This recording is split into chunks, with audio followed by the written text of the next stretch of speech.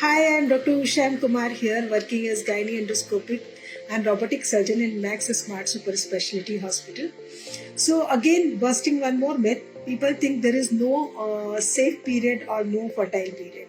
But the truth is, we do have safe period and fertile period.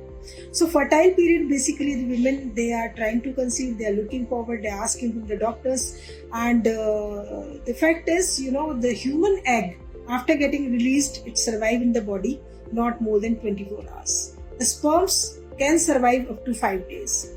So the day you are having bleeding during period, we count as day 1.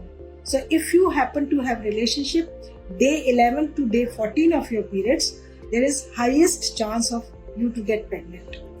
So this safe period is, the women, they ask, most of the women, they don't want to conceive, they ask for the safe period. Safe period is the 5 days before your periods and 5 days after completion of your periods. So these are relatively